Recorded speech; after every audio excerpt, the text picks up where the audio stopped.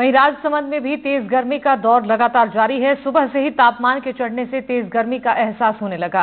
बढ़ती गर्मी के चलते लोग घरों से बाहर निकलने में कतरा रहे हैं। दिखाते हैं आपको कैसे हालात बने हुए हैं इस रिपोर्ट में। नौतपा का अर्थ ज्योतिष शास्त्र में जेठ माह में आने वाले वे 9 दिन हैं जिन दिनों में हीट वेव की संभावना सबसे अधिक रहती है।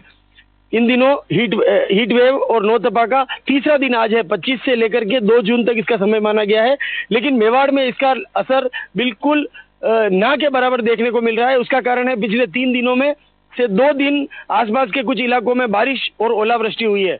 हालांकि इस मौसम के दौरान जो लू चलती है उसको कहीं नहीं देखा जा रहा है, लेकिन उमस बरकरार है।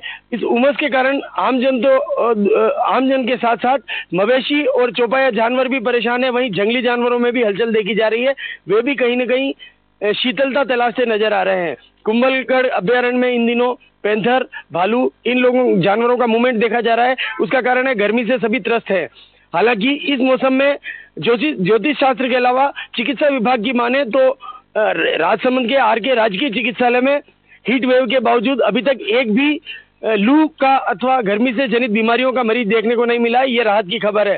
हालांकि चिकित्सा विभाग पूरी तरह से मुस्तैद है और सभी तमाम जो व्यवस्थाएं कर रखी है, लेकिन अभी तक कोई भी मरीज सामने नहीं आया। उसका कारण है ये लू का प्रभाव कम है। हालांकि उमस बरकरार है, गर्मी पसीना बराबर फैल रहा है और दिन भर यही हालत है। बारिश किसी समय में सुबह या शाम कुछ इलाकों में देखने को मिल रही है।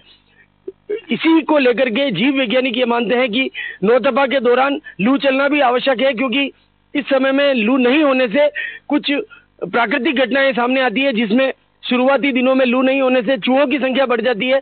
इसके बाद में जो बीच का समय आता है अगले 3-4 दिनों में, इस वक्त लू नहीं चलती है तो टिड्डी दल और फड़का जो जानवर है उसके अंडे विकसित हो जाते हैं जो फसलों को नुकसान कर सकते हैं। उसके अलावा जंगली जानवर की बात करें तो जो सांप है उनके इस समय अंडे देने का समय होता है और अगर लू चलती है तो वो छोटे अंडे वहीं नष्ट हो जाते हैं और सांपों की संख्या नियंत्रित रहती है। लेकिन प्राकृतिक संतुलन के लिए लू चलना भी जरूरी है, लेकिन प्रकृति के आगे किसी की नहीं चलती। और इन दिनों मेवाड़ में नौतपा के दौरान भी लू कहीं देखने को नहीं मिल रही है, उमस बरकरार है।